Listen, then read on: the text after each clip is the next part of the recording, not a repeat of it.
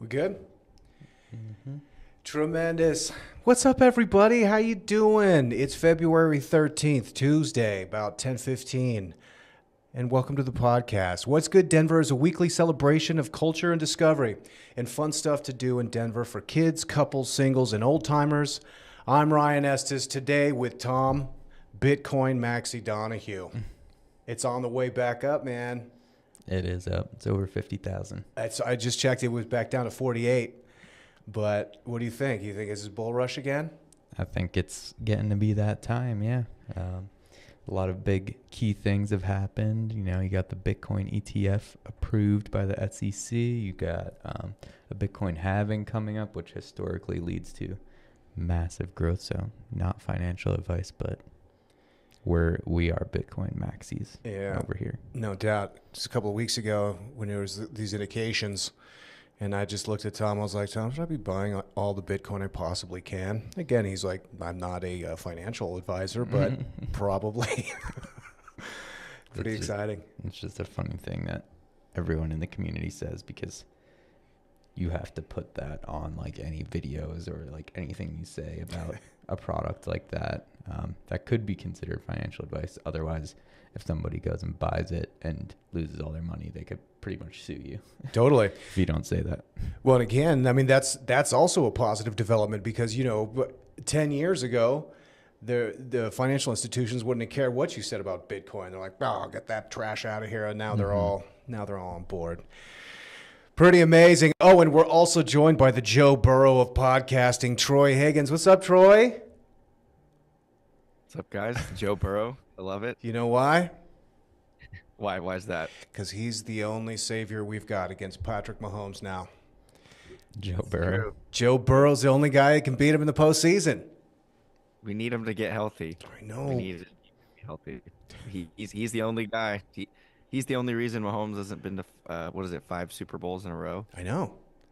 It's only Joe Burrow. And he had an Achilles, right? Was he one of the guys that had Achilles? What happened to him? I can't remember. He got hurt, I think, in training camp. Oh, it was his calf. Yeah. And it just kind of nagged him all year. And the receiving core was in and out of the lineup with health issues, and they kind of just – it was a lost season from the beginning. So hopefully they bounce back next year. No doubt. Watching the Super Bowl play out, and I'd love to hear what you guys did for the Super Bowl, but like there was just everybody knew what was happening. It's like I don't even know what to say.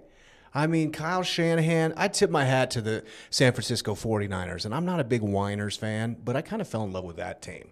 A lot of Denver connections, obviously, to that team. And, they played really strong. It's just like, okay, I get it. You're going to get the ball and kick a field goal in overtime, but he's going to score a touchdown. You know it. Everybody knows it. He's going to score. I actually, when I was watching that drive, I wasn't fully aware of the rules. I don't know if you heard about that, but there was new overtime rules that have been in place, I think, since I don't want to give out a date. It's very recently. And I didn't know that the Chiefs actually would get the ball back if they scored a touchdown there. Oh, yeah. Okay, yeah. So if the Niners... Oh, go ahead, Yeah, sorry. they each get 2 possessions. I didn't know that it would roll over into the second OT quarter too. If the Chiefs didn't have to score with time expiring, like they get a full drive, it would have went into another quarter. Oh, I did not know that. Yeah, that's what they did. Well, they said, the refs said it right there. They were like, treat this as a new game, essentially. And like, going into the second quarter, you can do that. Oh, okay. Okay. Well, that makes sense because they didn't seem rushed at all. The Chiefs I'm talking about with the clock kind of running out. Okay, that I didn't know that part. I did know that like whoever gets the ball, they score a touchdown. The other team has opportunity to score a touchdown. If they don't score, then they lose. But if they do, then we keep going. But then it's next point wins, I believe, is the rule, right? Yeah. So both sides score touchdowns, and then the next team gets the ball, kicks a field goal, it's over. Yeah. Yeah. That does seem like a fair way to do it. Actually, I kind of like that.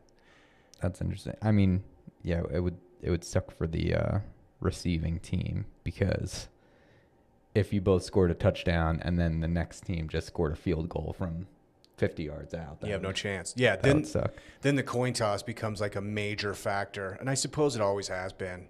But I did like how the Chiefs deferred on the opening coin toss when they won it. That's always a gangster move.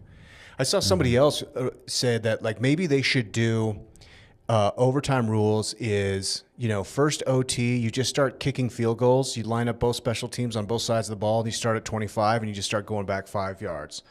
Whoever misses first. That would be just wild. Keep going back and That back. would be crazy. That would be insane. No, well, I was even feeling for the Chiefs kicker when he had to hit the field goal to push it to overtime. Also, I can't believe that they blocked that extra point. I That's know. the only reason that it was even possible. Otherwise, they would have had to go for a touchdown. One of the interesting philosophies I was reading about for the overtime rules is like, so the 49ers, they get the opening possession overtime. They go down and they score, whether it's a field goal or a touchdown.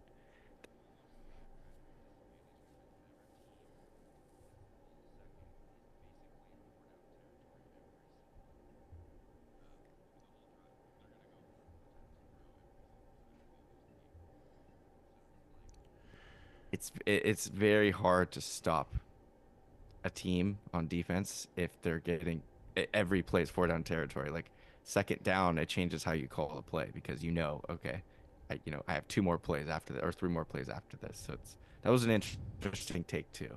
And with Mahomes, it's like everyone just knows.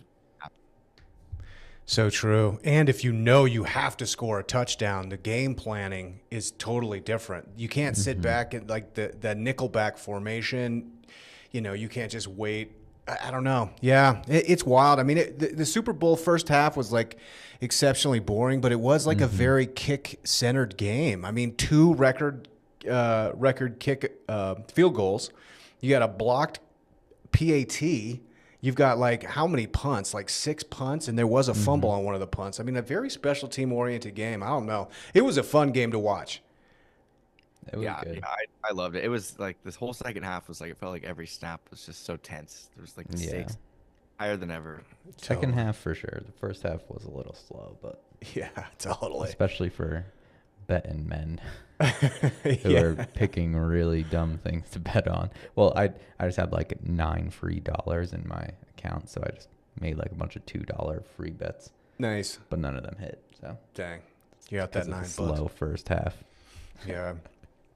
Yeah, it was cool. I mean, I thought Usher did a great job. Talking about slow first half, Usher kind of came out slow. He came out pretty slow. Yeah. Like, this is not looking good. But Alicia Keys brought him back. Yeah. And then the rest was good. She turned it up and then turned down for what? I mean, come on. That was a great show. It was nice to see the roller skates. It was also nice to see Usher being super swole. He's yoked. Yeah, what is he? How old is he? He's got to be 40. I think he's older than that. Yeah. Very sweaty and jacked. Sweaty and jacked. Sweaty and jacked. Sweaty and jacked. He looked good.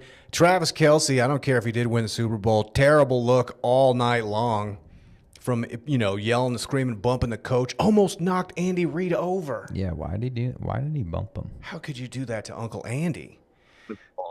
What at the ball? But yeah, that was a bit much. That was bad. His weird Viva Las Vegas chant at the end. That was weird. He was hepped up. I don't know what pills he took the Rhino pills from the gas station, I think, because that dude's energy was like way too aggressive and over the top. But he had a good game. Crazy.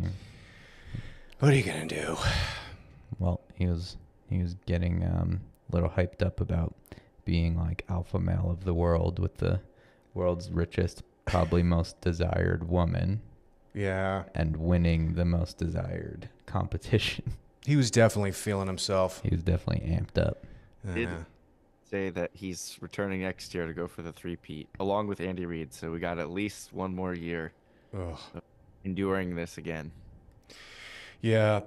Yeah. What do we call it? I mean, Bill Burr made a great point that like Tony Romo was talking about dynasty because he's saying like, oh, they got 3 championships in 5 years. It's like, well, they weren't calling the Patriots a dynasty when they got 3 and 4 years. It's not a dynasty. Three-peat, that's a dynasty. Not back-to-back, three-peat. But now they're trying to change the rules because obviously, I mean, Patrick Mahomes is so dang marketable. I mean, I get it, but still, this is not a dynasty. You got a three-peat to dynasty.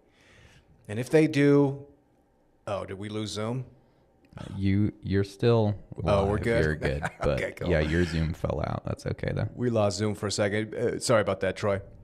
But yeah, I mean, no dynasty until three-peat. That's all I'm going to say. I am going to say also, I'm scared. I mean, the Chiefs were not that good of a football team this year, honestly.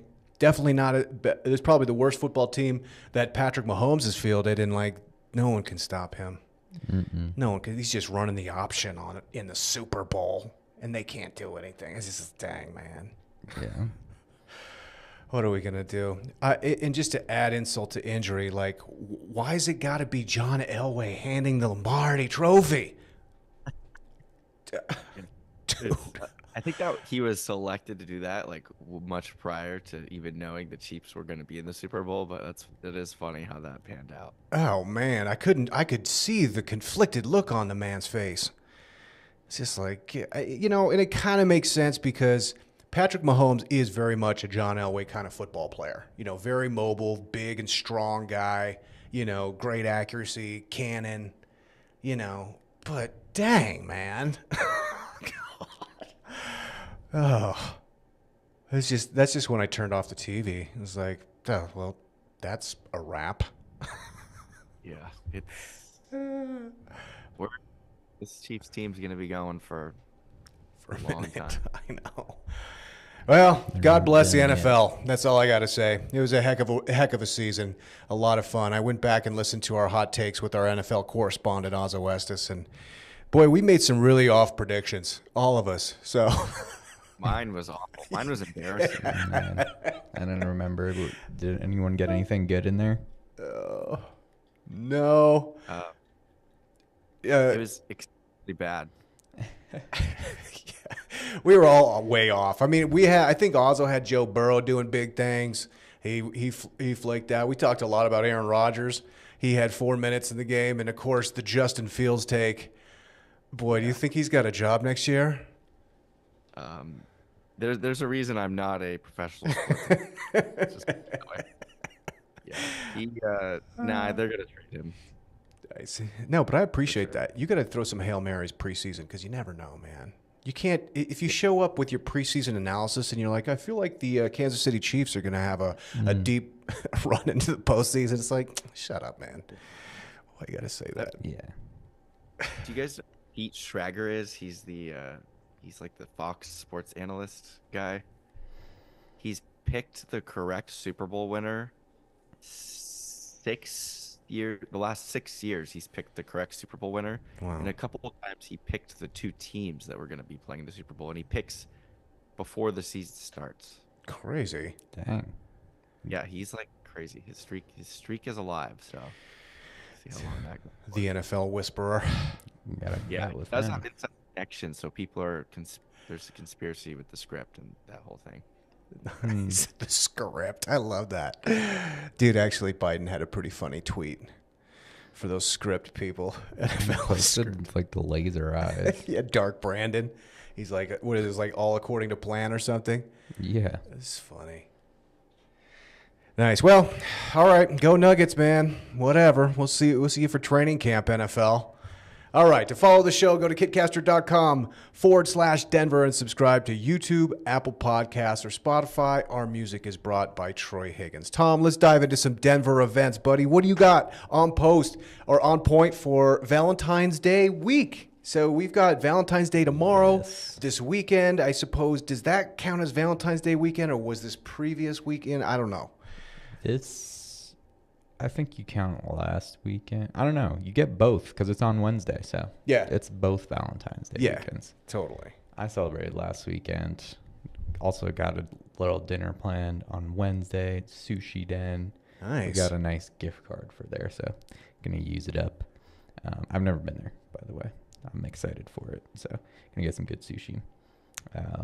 Also later on, we're gonna talk about date spots in Denver. Oh, that's right. That's our feature. Top That's the 3 feature. date spots. Yes, date Yeah. spots. I got a couple different things going. Food is always a good one. I think sushi is a good pick because you got to be careful with the type of food that you pick for your first date. Is it first date or is it just date spots? Man, I don't know anything about first dates. We'll say first. We'll say first dates or date spots, whatever it is. We could also share first dates with our significant others. Yeah, I'll name my spot for that Cool. in the thing. So for this week though, this afternoon, normal events. These are not any sort of Valentine's focused events. We got Sunday, Milepost Zero, plants and paints and cocktails. Nice.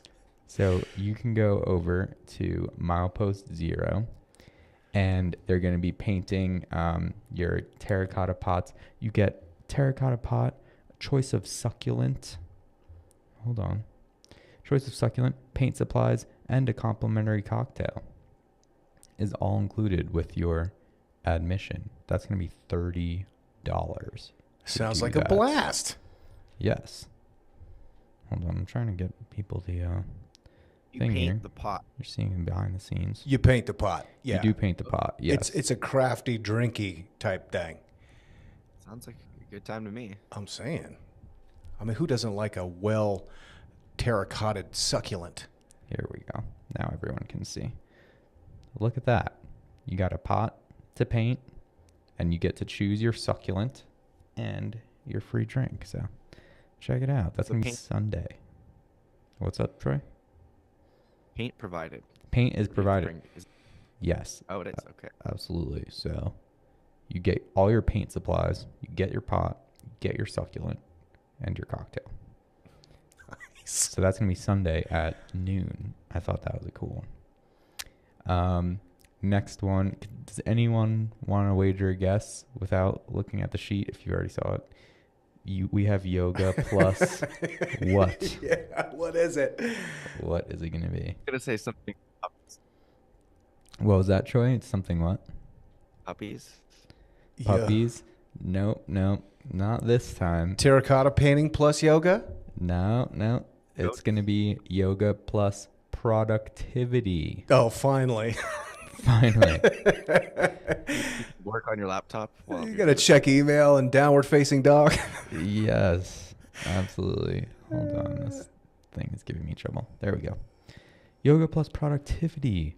So this weekend, Sunday at 1 p.m., $20, which is a decent price for a yoga class anyway.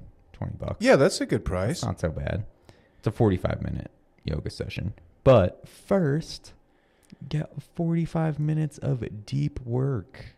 45 minutes. 45 minutes deep work session. Use on a creative project, side hustle, or just catch up on emails. Everyone's going to be chilling in the studio, deep working. And this is at the process, which I think I've talked about one of their events before, but it's like a co-working space where you can focus on your side hustles or whatever you want to do. It's like an individual co-working area. And then after that, 45-minute yoga session led by Kayla Kaufman. I don't know, man, about this one. So do your on deep Sun- work. It's on Sunday. You get 45 minutes of deep work and then 45 minutes of yoga. Deep work on a Sunday. Couple Zoom calls. Yeah, totally. I don't know if Off a that's couple proposals. I don't know if that's zen enough for the yoga vibe. If you can't be taking calls. I mean, Maybe 45 minutes of deep work plus 45 minutes of yoga. 90 minutes of yoga just sounds way better than that on a Sunday. Yeah. Like, Yeah. I appreciate the aspiration with the innovation in the yoga class. I do appreciate that. yeah. But yeah, this I don't know. I don't Listen, know. how Be do you sick. know if your yoga plus is gonna catch on if you don't try it? You got to put it out there. Yeah. Absolutely. So shout out to you, Kayla. I mean, she's probably involved with the process space, and they're focused on deep work and co-working. So Yeah. Get your deep work before your yoga. You can't yoga if you haven't earned it. That's a good point. You need to get your Sunday work and chores done first. This is true. Get your productivity going, get yourself ready for the week, and then you get your yoga. I like it. I mean, you really can't be namaste unless you get a couple of those emails out of your inbox. Yeah. You know what I mean? How are you supposed to like focus on your breathing when you know you got to respond? Exactly. I might save like any spicy emails I have for this. Just one 45-minute set. Like, what can I get done in 45 minutes right before yoga? I know the 45 minutes can only be it can be 40 emails or it can be Half. 3.5 emails. So is it like your workstation is on your yoga mat, or is it like there's desks? Or I think that the process place is a co-working space. Yeah. So you can probably go around to any of the spots. It does say bring your own mat and Okay. And a laptop. BYO-LT. Got it. Okay. Bring whatever you'll use to work. So anyway, that's the yoga plus of this Love it. week. Love it. That's a new one. I thought it was whenever I see a new one, I gotta. Oh yeah, we got to have Yoga Plus. That's a good one. I painting terracotta pots plus yoga, that is gold. That would They be cool. could make that happen for sure.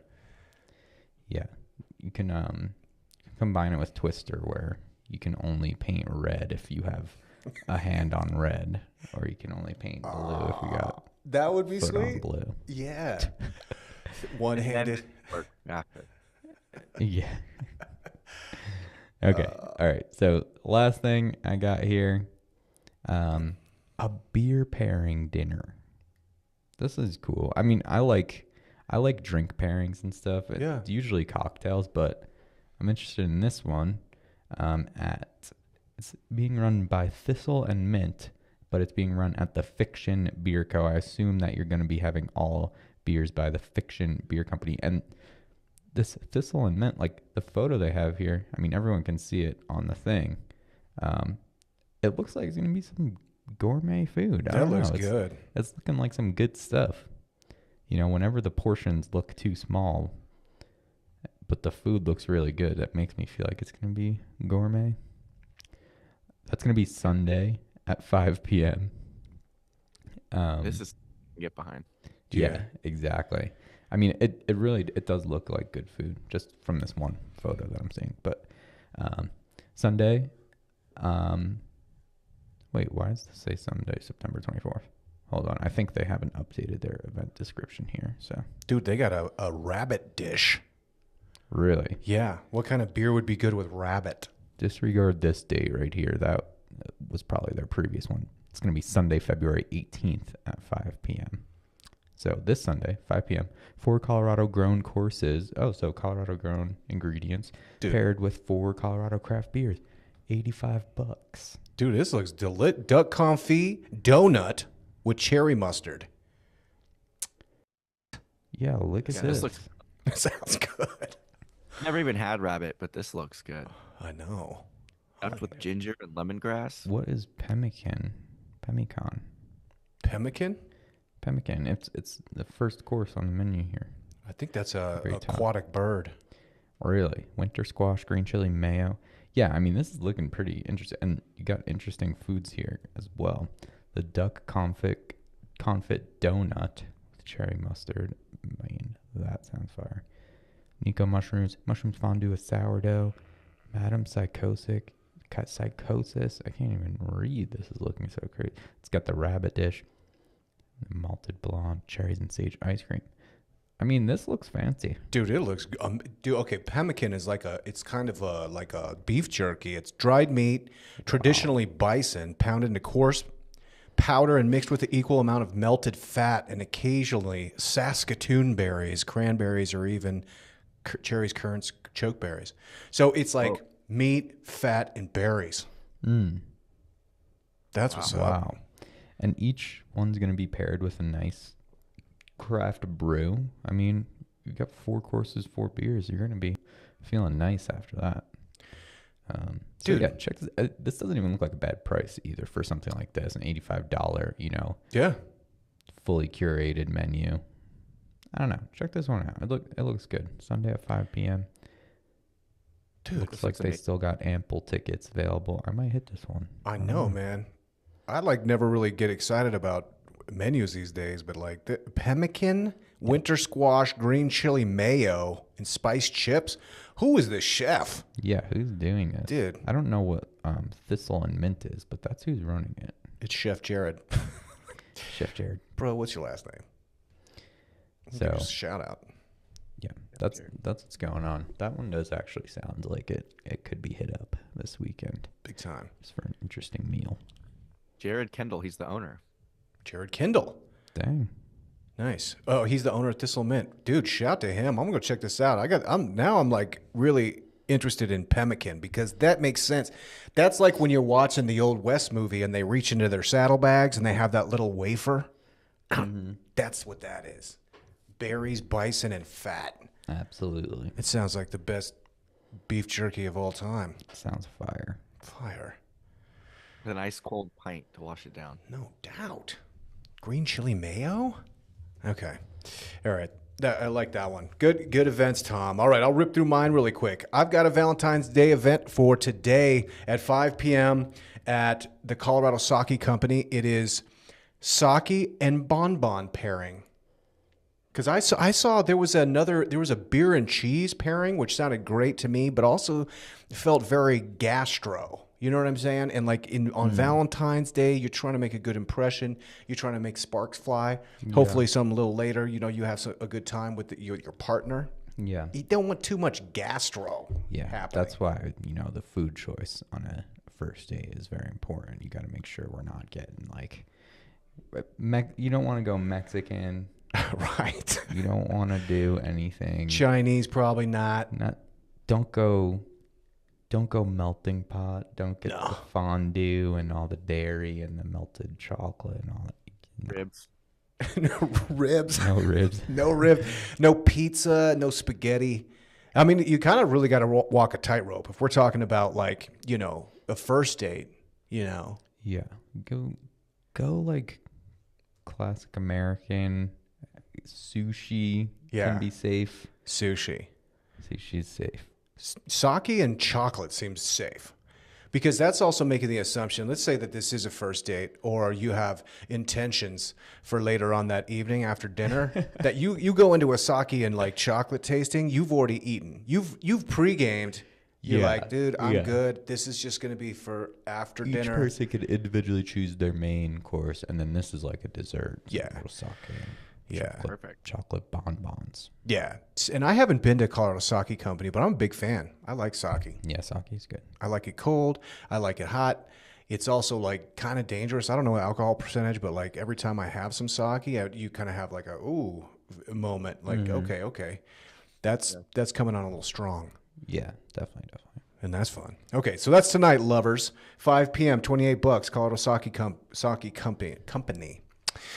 This weekend, we have the CHSAA State Wrestling Championship, and I believe they're doing, I'm not sure if it's first through third place. I'm not exactly sure because I think it was also last Saturday as well.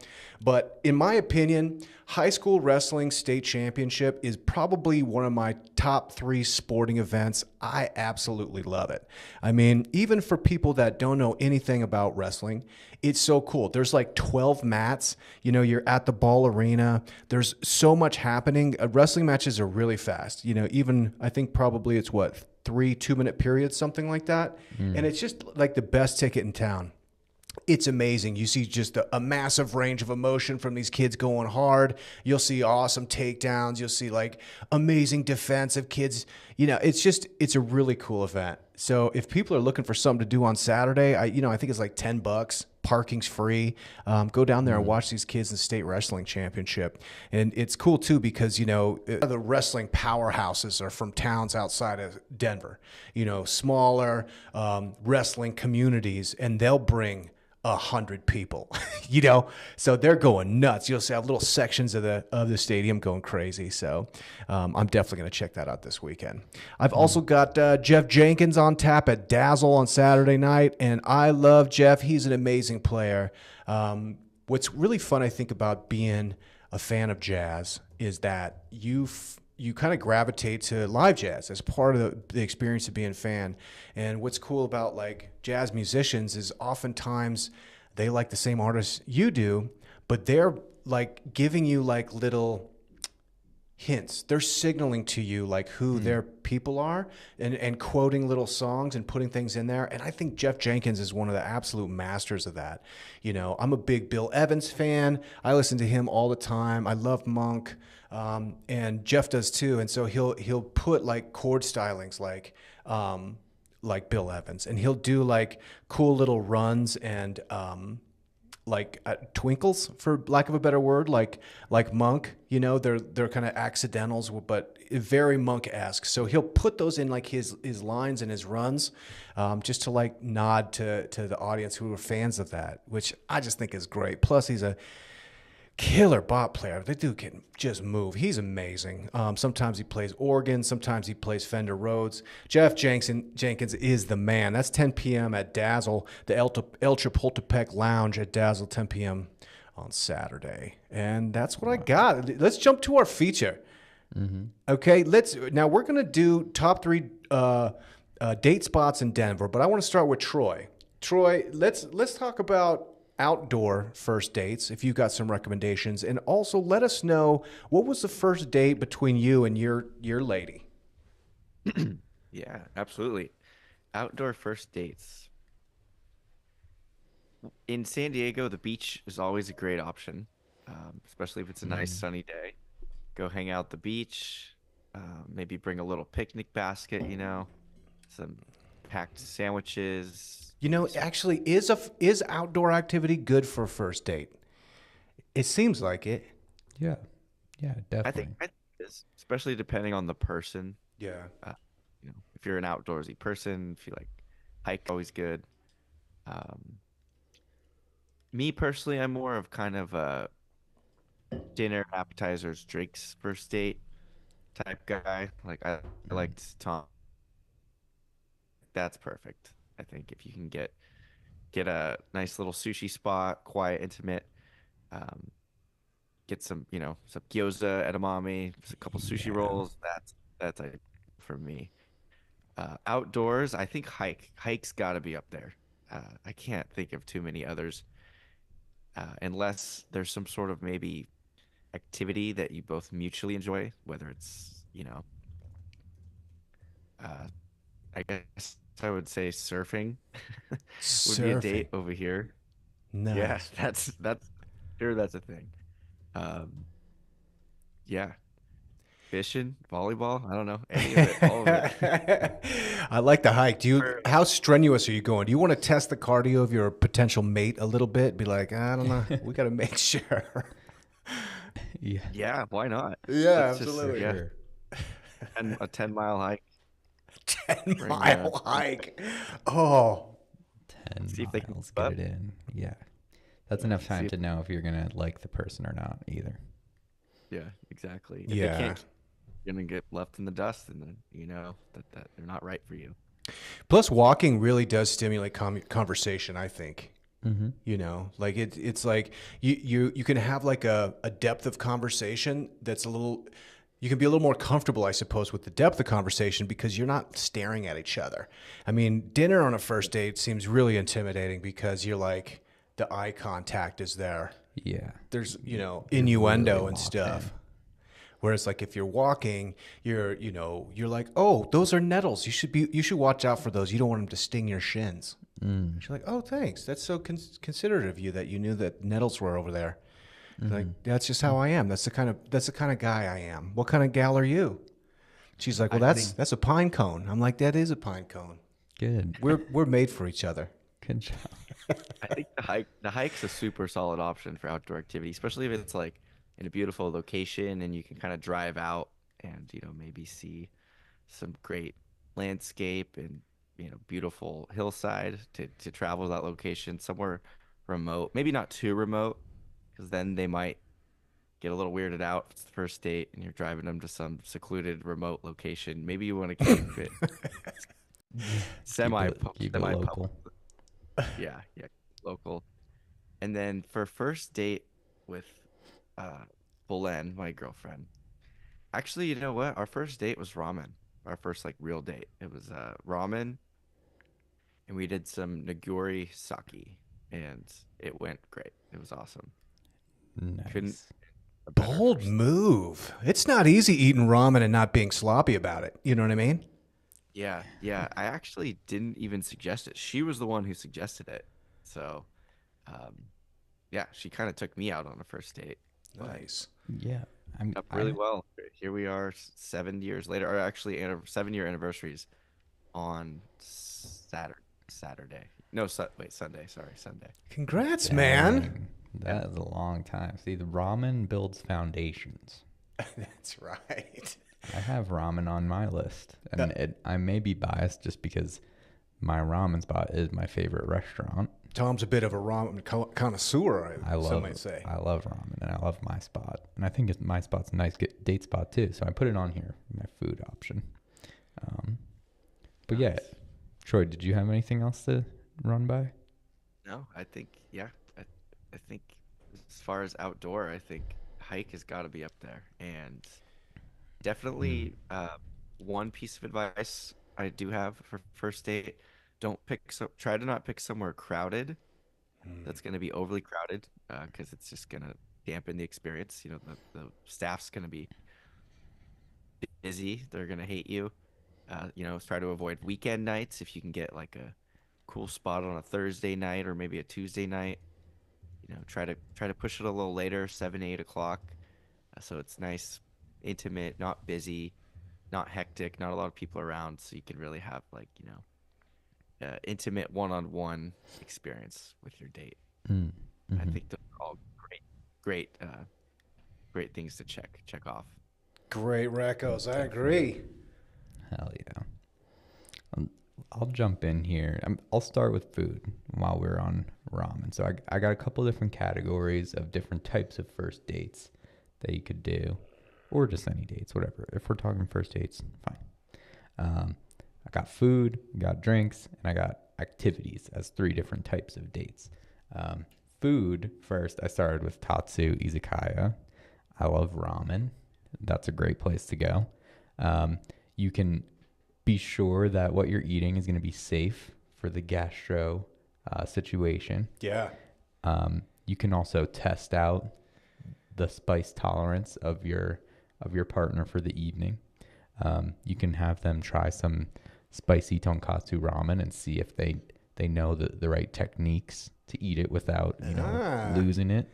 Checking heat tolerance and checking cultureness. Yes, exactly. Yeah. Because if you don't know how to slurp the tatsu, spicy tonkatsu, then you're not so cultured. Red flag, bro. If you don't know how to slurp that down without having a coughing fit, then you got some learning to do. This ain't gonna work. It's just Come on. Date's over. Exactly. So maybe don't recommend that they order that for their first time. But if they're confident and they order it, that's a green flag for me. And they're like, oh, I know how to do it. I can handle this. Is it a green light or a green flag? Green flag. We're going with flags these days. That's what the kids are doing. Green flag, red flag, whatever. Nice. My first date with my current partner, McKenna, was at Redeemer Pizza, actually. Nice. I think Redeemer is a decent one. It's a lighter pizza, but also it's very crust focused, so you're not too cheesy. But you can choose lots of options there. It's a nice place, small little spot, and quality pizza and food and drinks. Nice. So that's for food. There's 2 recs right there. Drinks. Now, I would say that this spot takes the cake for any first date or my whole list here. The front porch, which let me pull up where it is exactly. The front porch is a bar. It's a really nice atmosphere in there, but you go on a Wednesday because they do a flip night where this is like, no matter what happens, like your first date's going to be fun because you get a little bit of like gambling aspect. You get a little bit of excitement. You get your drinks in if you're down with doing drinks for your first date. But on flip night at the front porch, every time you order, they flip a coin and you call it, so you could switch off with your date or partner, whoever it is, who's going to call this round. And then if you call it right, then the drinks are free. So it's really exciting.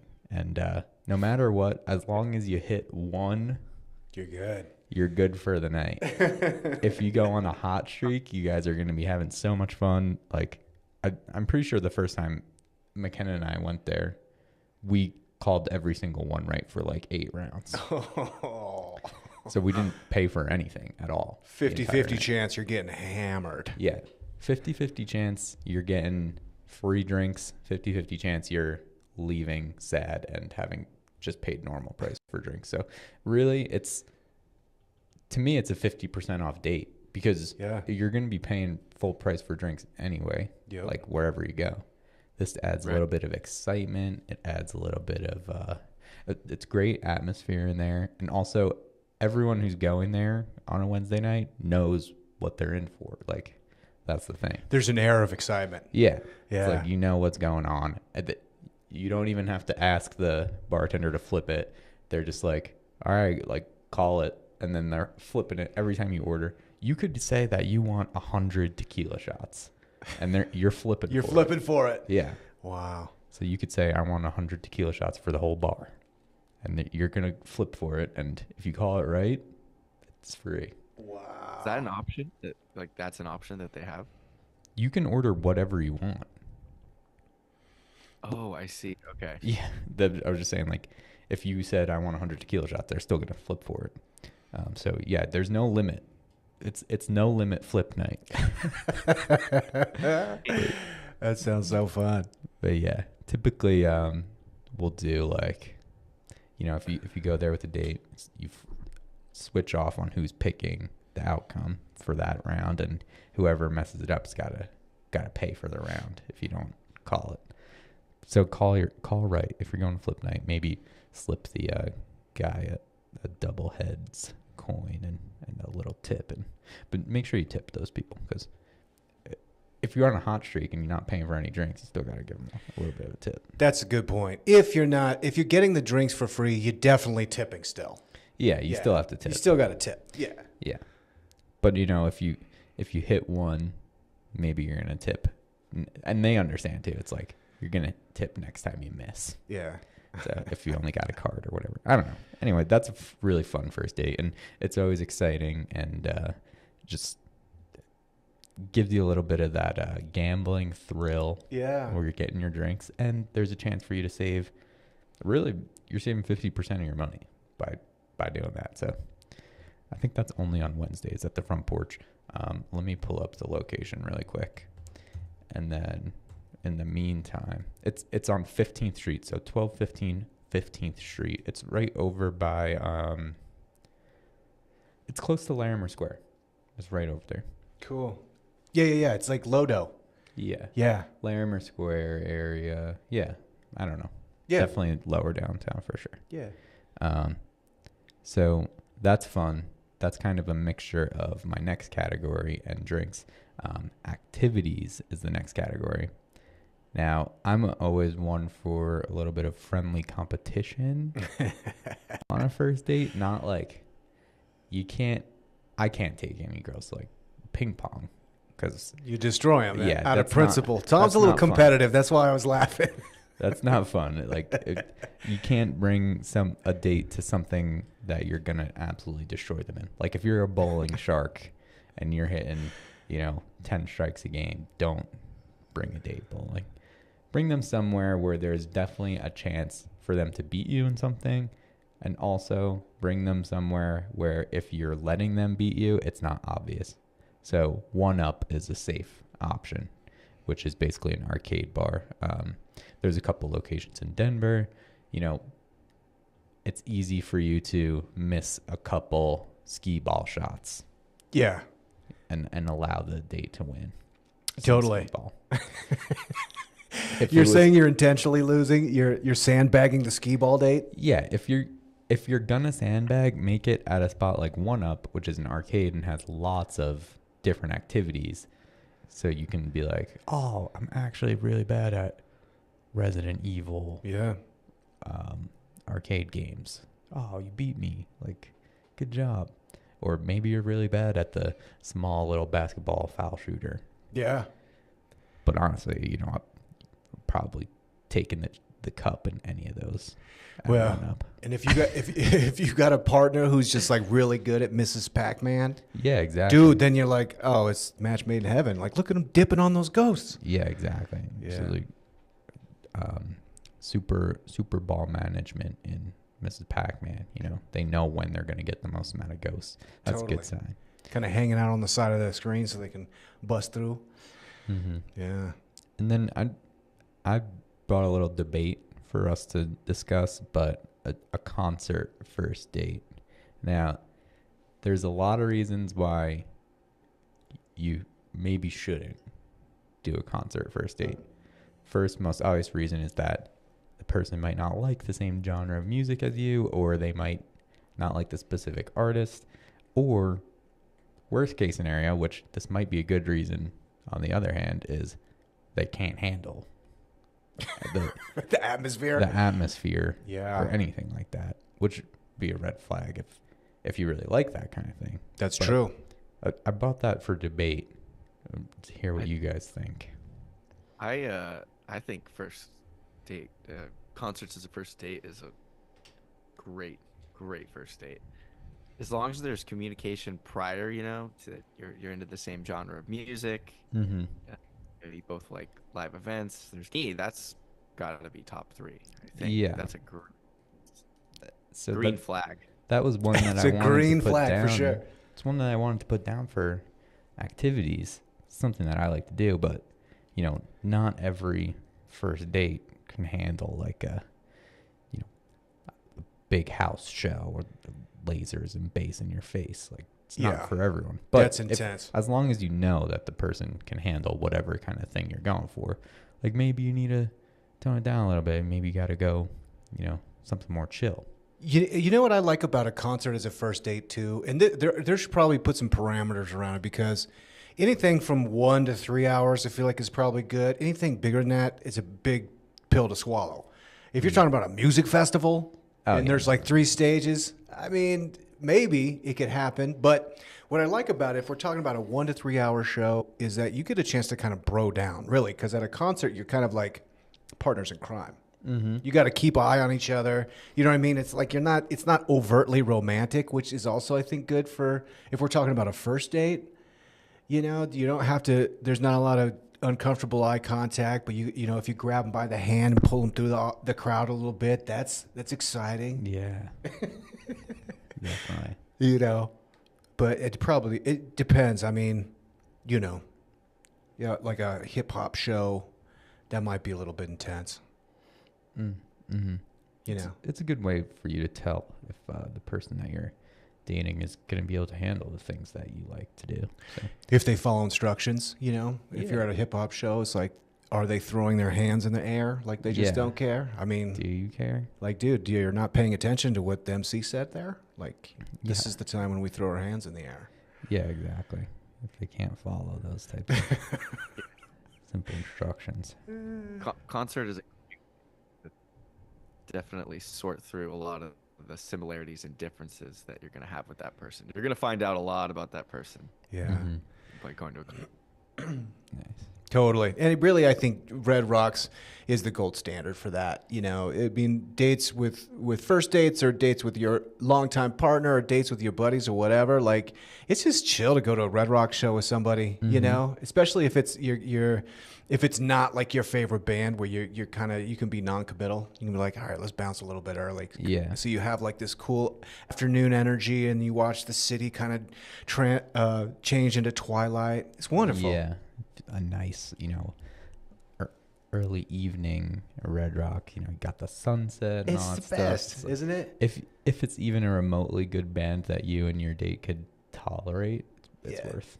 Totally. I saw like I went to like a group of 8 folks to LCD sound system, and it was just like that. It's just like the perfect day. It's just like so chill up at Red Rocks, and they come on, they do their thing. It was great. It was great. Absolutely. Nice. You know what? That kind of dovetails into my recommendations as well. My first date with my lovely wife was at Dazzle, believe it or not. This is before I was there, but they had, I was living, what was it? I was like in South Broadway neighborhood, and I drove past the old Dazzle location when it was on 9th and Lincoln, and it said live jazz. I was like, wow, that's cool. I don't even know what that place was. And so I just kind of made a mental note and made plans with Heidi, and I was like, okay, well, I know there's this spot, hadn't been there, so we went in there, and sure enough, there's like a little quartet, tenor saxophone quartet, who I later met is Peter Summers, great player in Denver, and he was playing, and it was great. So like a concert for a first date when it's a club is absolutely perfect, because you got like the energy of like the live music that kind of makes it fun. You know, if it is like a genre you're familiar with, I got to flex some of my jazz knowledge a little bit. Wow. Which I don't think actually helped. Mansplained some jazz. Yeah, totally. Be like, oh, that's Pharoah Sanders' Themby. I know that song. She's not impressed. It turns out by jazz information, but it was cool. And jazz is like also like it's a very safe genre. So like, you know, a hip hop concert for a first date, you know, there's going to be a couple of fights. You know what I mean? There's a certain energy in the atmosphere that's it's not like that with jazz. It's not like that with your like folk music. Yeah. You can find good concerts that are just like very relaxing, and it gives you something. Plus, when it's a club, you know, they're taking a set break every 60 to 90 minutes, so at that point you can just bounce. So, you know, I think concerts are a great idea. Clubs are a great idea. Dazzle was my first date with my lovely wife. Also, shout out, I proposed on a Valentine's Day. Nice. 19 years ago. So shout out to Valentine's Day. But now it does definitely create some like, man, I got to do something dope for Valentine's Day. And I've got some ideas. So my picks for first dates is basically going to be a podcast, Greatest Hits. I'm going ESP. I love that place. You know, it's got kind of a masculine energy. It's very intimate and quiet. It's got great music and really good cocktails. Plus, when you look, I mean, it being a hi-fi bar makes it a great experience for conversation because everything sounds crisp, you know? Very cool. I'm going Nocturne because that, again, is a great jazz club in Denver. Same thing, 60-minute shows. You get in, you see a great band. It has like the high-backed booths, so you kind of like slink in there and you kind of have some privacy even though there's an audience. It's awesome. Staff is amazing. Food's great. Drinks are great. Nocturne would be a great spot. And the other one, believe it or not, Samana Float Center. Just want to give a shout out to our sponsor, Samana Float Center, for being a great place for a date. That could be cool because, like, you know, go for a little something first, like a little chat beforehand. Then it's like, we're going to adjourn. Yeah. Go into our respective float tanks, and then you can talk about your experience after. Totally. Yeah. You know, it's kind of interesting and maybe counterintuitive to do something separately, but doing something separately together. You know, then when you get out, you can go over to like Denver Market. Right next to that too is like there's a beer place where it's like fill your own beer. It's like a whole beer wall. Yeah. In the same thing as Samana. I forget what it's called, but yeah, that would be great as like a post game. Totally. Pool. You know, and I think really also if I'm thinking about what I love for dates, my favorite thing to do is just kind of to have not much of a plan, but like walk around. This kind of ties into the hike too. Although, you know, an urban hike, you know, so if you're like, okay, let's take a lap around Sloan's Lake and then wind up somewhere for drinks and dinner. Yeah. Let's take a lap around Wash Park. Let's go down to Lohi. Let's go down to Rhino. You know, that's a really fun way. And that's usually where I have the most fun is because, you have kind of a beginning and a middle, and then, you know, you end up with dinner and it's good. So absolutely. Yeah. It gives a lot of opportunity to stumble upon cool things. Also a lot of opportunity to bail. Exactly. If you need to. Yeah, that's true. See, spontaneous dates are always seem to be the best when it's kind of just the flow of the date, and you know, you just kind of wander into a place that you weren't necessarily expecting to go to. Yeah, wander into a little shop, trying on some cool clothes. Yeah. Yeah, and I mean, for shout out to my people with kids. I mean, my kids are in high school, so now it's like, if there's a commercial break of like a show we're all watching, and it's just she and I together, it's like the best date I've been in years. No privacy, but when we were in Hawaii, we sent the kids to go do whatever, and that's what we did. We just a ramen spot underneath a highway overpass. It's the most random spot ever, but it was great. It was delicious. So sure. fun. Walk around, get lost. It's romantic. Nice. Really quick, on the ESP Hi-Fi, this week I'm going to start that vinyl radio show, and I will be streaming in high fidelity. So from my side going in will be Hi-Fi. As long as you can facilitate Hi-Fi, if people have sampled the specific album or anything, and go over that, and we'll listen in on what has been sampled and where the samples have come from and things like that. So that's going to be the goal of my visual vinyl radio show. What's the Twitch handle? Oh yeah, I'll put it in the description, but I'm Todo on Twitch, so I think it's TODO_O. Are you going to put them on YouTube too? I'm going to start on Twitch, and then maybe I'll just do a little multi-stream thing with YouTube and Twitch. But I'll throw it in the description, my Twitch. But Thursday, I'm going to do the first one. Might be working out some kinks still, but it will definitely be Hi-Fi from my end because I got everything all set up to bring it in to digital, full quality. And then, on the other end, if you can receive in good quality, you'll be able to, it'll sound like you're just playing the vinyl at your own place. So cool, man. I'm excited for that. I want to give it a try. Thursday's the first one. Yes. I'm Jade gonna start it Tune on in. Thursday. Nice. Tuning in. Yeah, Troy, you'll be a good person to have listening in because you'll be able to let me know if there's any audio issues. So yeah, I'm gonna test everything out tonight and tomorrow and try to get that going. But yeah, is that all we got? We're starting to get a little bit of bad internet reception here. Yeah, let's leave it there. Nice. All right, ladies and gentlemen, I really appreciate you guys listening to the show. This is What's Good Denver. You can find us at kitcaster.com/Denver. If you've got an idea for a guest, if you've got interesting product, you got an interesting story, do you have a date night that you'd like to recommend? Hit us up there, kitcaster.com/Denver.